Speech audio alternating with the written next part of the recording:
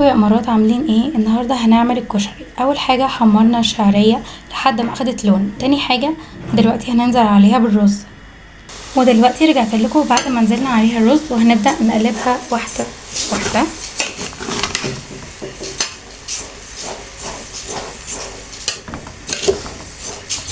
لحد ما نلاقي ان الاتنين اختلطوا ببعض كويس. دلوقتي هنكمل تقليب، هنقعد نقلب لحد ما كلهم يتخلطوا كلهم كويس.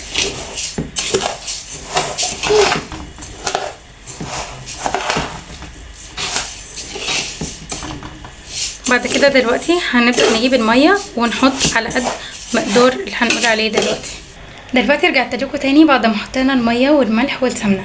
احنا هنحط المية على قد الرز، يعني احنا لو حطينا كوباية رز هنحط على قدها كوباية مية، ماشي؟ ولو حطينا شعرية برضو هنحط على قدها مية.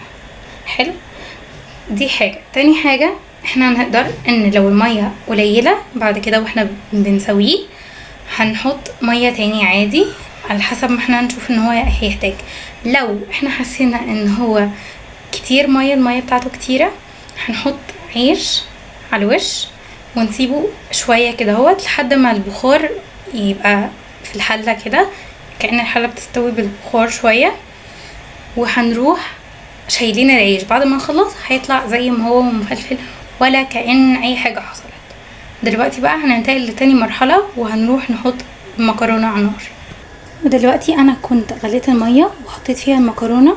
بعد ما بنغليها ونحطها بس بنقلب تقليبة خفيفة. بعد كده بنسيبها تستوى شوية ونغطي عليها هنغطيها وننتقل للمرحلة اللي بعدها. ودلوقتي غسلنا كويس العدس وحطيناه في مية تبقى المستوى بتاعها اعلى من مستوى العدس بشوية، وحطينا ملح وكمون وحطينا بصلاية بتعمل يعني تيست كده لطيف. وهنسيب الحاجات تستوى ونرجع لكم تاني. انا الحمد لله الرز بتاعي قرب يستوى، محتاجش ميه زياده ولا قليله. احنا قلنا لو احتاج ميه هنزود له شويه ميه، يكونوا يعني دافيين شويه سخنين شويه، ماشي؟ ولو ميه زادت كتير او يعني مش كتير يعني شويه هنحط العيش ونقفل الغطا كويس وان شاء الله الميه هتتسحب. وبعد كده هنشيل العيش، ماشي؟ اما بالنسبه للعدس فالعدس خلاص قرب يستوى هو كمان، بس احتاج شويه ميه فزودت له شويه ميه. نيجي عند المكرونه خلاص الحمد لله اتسلقت وحطيتها في المصفى وصفيتها. ودلوقتي نيجي عند الخطوه اللي بعد. دلوقتي برضو انا قشرت في الوقت الاكل كان فيه بيستوى انا كنت قشرت شويه بصل وهنبدا وغسلتهم وهنبدا نقطعهم شرايح ونرجع لكم تاني. نحطها على النار واي حاجه فيها مش نضيفه هنشيلها وخلاص نرميها وهنسيبها بقى تتسبك شويه. بعد كده هنرجع لكم تاني. معلش الاستاب اتصورت بس التليفون قفل. فدلوقتي انا هقول لكم انا عملت ايه. انا اول حاجه عملتها جبت الثوم وحمرته شويه لحد ما اخد لون. بعد كده نزلت بالخل. بعد كده نزلت بعصير الطماطم اللي انا سبكته. وبعد كده انا رحت حطيت شويه عصير ليمون، ماشي؟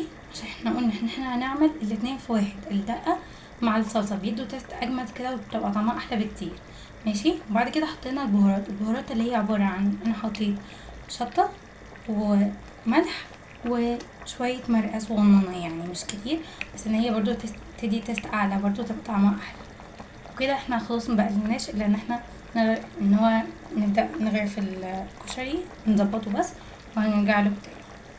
خلصنا وغرفنا خلاص الاكله وكده خلصنا اكله ممكن نكون شايفينها ان هي صعبه بس قدرنا نعملها في وقت قياسي.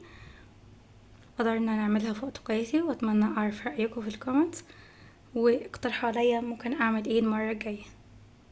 بس بالهنا والشفا على قلبكم.